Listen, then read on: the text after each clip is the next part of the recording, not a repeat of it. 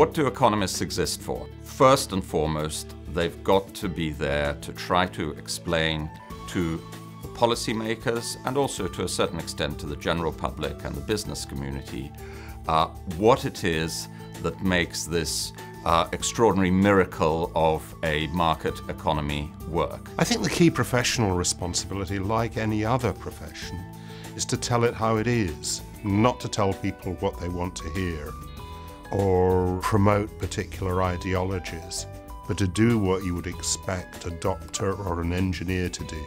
And I use these kind of analogies because these are the things that seem to me like economics, or like economics ought to be, subjects that have a serious basis in academic disciplines, but are actually about practical things, about helping people with the real problems they face in the world every day.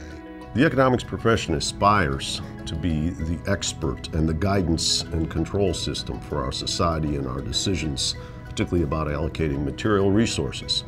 They have been very opinionated for many, many years, and they have acted as though they were entitled to that leadership.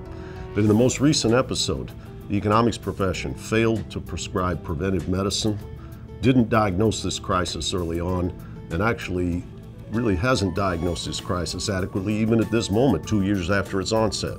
So what I would say is the profession has a responsibility to explain what's happening in the world and to help us, essentially like a navigator, avoid the icebergs and shoals.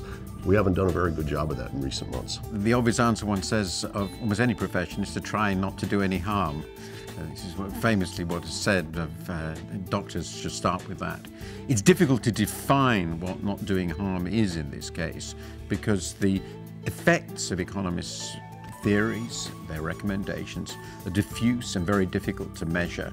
And you have to do your best, you have to do your honest best. I think, to my mind, the most important thing that economists have to be honest about is how little they understand. They're dealing with what I think of as simply the most complex human system we know about. Perhaps the most complicated system we know about.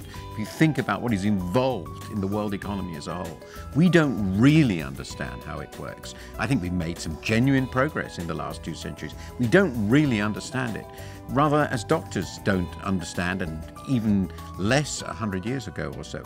If we honestly admit that in giving advice, there are lots of things we don't understand, we're doing our best, and that this ignorance should, to some degree, this lack of certainty about the facts, about the relevant theories, about how the world behaves, should and does inform the way we give advice, I think we will have gone a long way towards regaining the trust that clearly has been lost.